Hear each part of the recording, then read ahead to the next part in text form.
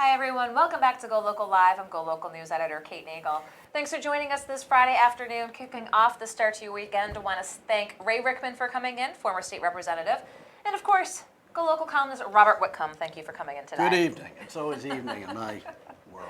Good evening and good night. 3 a.m. Talking about the latest in news and politics, let's start with the big story today in Go Local, unveiling Jeffrey Epstein's ties to Rhode Island. Always ties to Newport. There are always ties to Newport. If there's corruption, if there's perversion, if there's larceny, if there's fraud, there's always some Newport connection. It reminds me of when I had a boss back when I worked for the Herald Traveler, the late lamented Herald Traveler in Boston, and I would mention these strange coincidences and connections, and he would always say, "Bobby, it's all one story."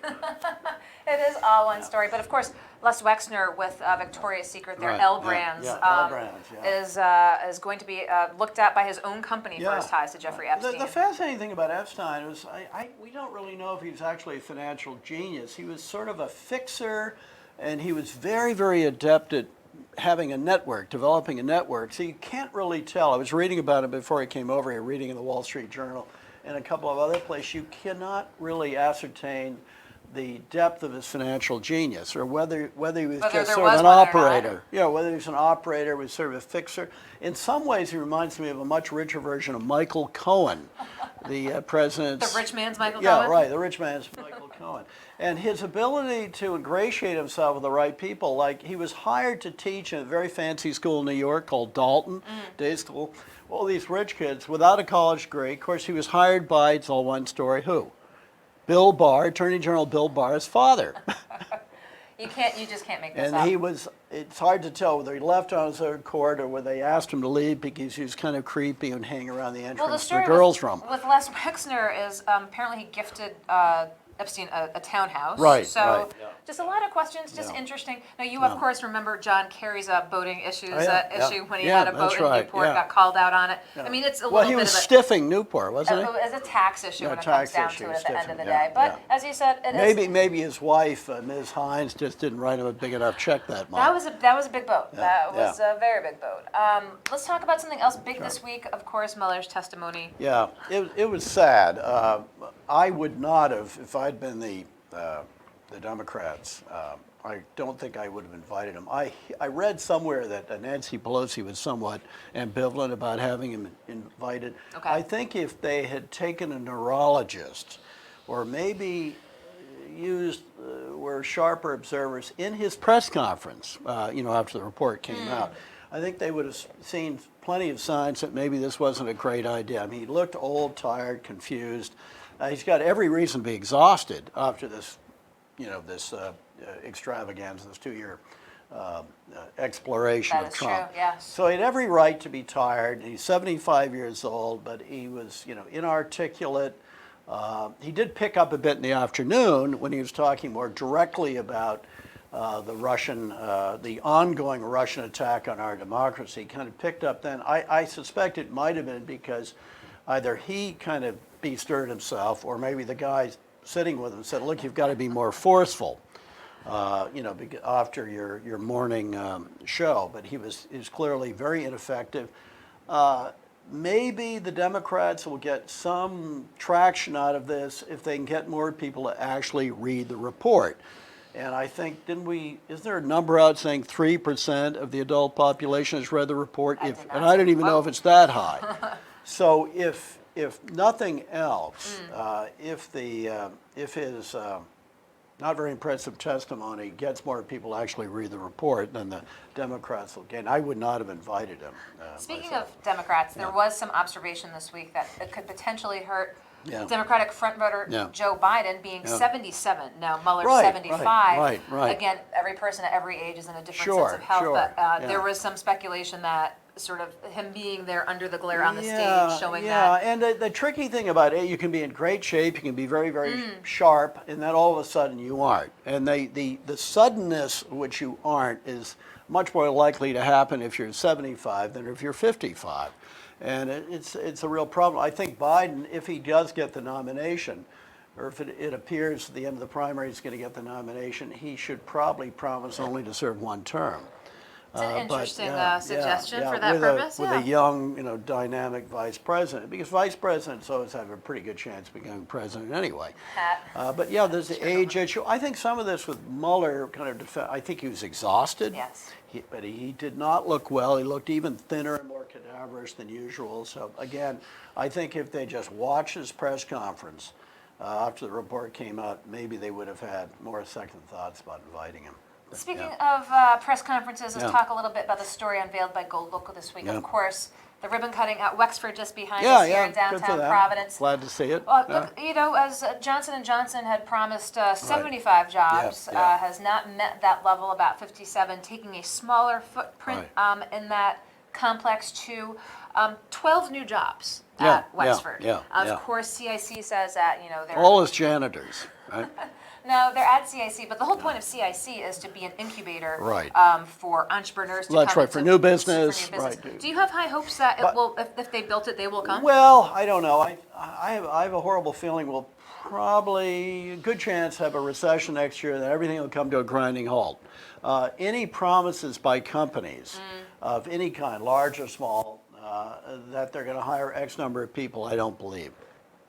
As you said, a lot of folks think that we're on the I don't believe it. We don't know. We don't know. But there's certainly some pulling back. Economic growth is slowing. We just saw the number today, just slowed to 2.1%. And they corrected the earlier numbers down. And I think a lot of businesses are getting kind of nervous. And when they get nervous, they get anxious, they cut back on hiring. Well, we'll keep an eye on the business world, and let's keep an eye on what you're writing about this weekend. Well, I say something about, it could be very important. Massachusetts is looking into negotiating with the drug companies, expensive drugs for Medicaid. And, as you know, governmental institutions have given very little power in the United States to negotiate with the big drug companies.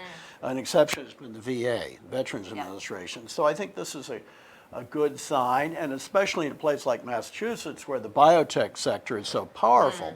So they're kind of taking on a big lobby there, but it looks like they're going to come to some deal. I think actually that's the most significant thing that happened in New England, at least in the last week or so, in terms of long-term impact. Then I talk about the Carpianato development in Newport, very exciting. It's a good developer, they do classy stuff, but looking at the rendering, an awful lot of parking spaces there, and I wish they had more provisions for public transit. Maybe they could do a deal with RIPTA, because that means you're going to have all this sort of windswept parking spaces around those buildings. Could be unattractive, and during much of the day much of the night, certainly they'll be empty. And I cite a Massachusetts study showing that 30% of the parking spaces in apartment complexes within Greater Boston are vacant even at night when people should be there. So this takes, the more space for parking, less space for housing. And then I also talk about the coming of fall, very controversial issue. Soon we'll be hearing that racket from those insects, the fiddlers, katydids, and talk about that's coming, softening light. And I put in, and of course I have to praise GoLocal for saving the business future of those three guys, those three people. With the snack bar near, you can either say it's near Rejects Beach or Bailey's Beach. Depending on which side of the road you're on. Pushing back against the privilege exemplified by Bailey's Beach. And I think that's great for them. And I'm glad they changed their minds because of GoLocal. I suspect there was a bit of an explosion after that story came out. Well, we'll see, because the city council in Newport itself was looking at where food trucks and food carts and it's a little fuzzy, it's a little confused. It has been, and they're putting together that new kind of litany, and it seems for a while they wanted to put them sort of in Siberia, maybe, if you will, not Siberia, in sort of practical places. Baffin Island would be a nice place. Well, I guess the commercial district kind of by the Naval Yard there, down by Walmart, not necessarily where the tourists are, so... I mean, how different is it when I was a little kid, you would have lemonade stands, and, how different is it from that? Do I have time to mention quickly two other things? Sure do. Connect with the Bailey's Beach thing and privilege. You probably know, there was an article in the AP about a group of rich homeowners in the Connecticut shore apparently about to get federal flood insurance. under a new proviso, which will almost entirely favor the very rich, so we will rebuild their houses and the bridges and the roads leading their houses. So Oh, the remind me, it's humanity. kind of in the broader scope of the Bailey's Beach stuff. And the other thing is, I have to mention this, oh yeah, the schools, well, there's so many things to talk about. The toll, I say something about how I'm going to miss the toll collectors and the roads because they give advice, they help the police. They're generally cheery, even though they're breathing noxious fumes all day, and I'm going to miss them. And what state departments of transportation has set up more kind of driver assistant places where people like the toll collectors can sit behind a counter and give advice to people and help people. I think that's very important. And then one other thing, the Providence schools, which certainly GoLocal has had a great deal of coverage on. I think the first things to deal with the absenteeism, got to do the absenteeism, and of course some of these schools are literally falling apart. So you deal with that, then you have to throw out the contracts. Got to throw out the contracts. We'll see. They just announced, obviously, this week the takeover, so we'll be keeping Right. an eye on The what big happens story with the is schools. national. It will get some national attention. We'll be reporting here at GoLocal and I would read hope so. Robert Whitcomb this Okay. Sunday. Thank you very much. Very good. Don't go anywhere. We're going to be right back with our last and final guest here on Live. Okay.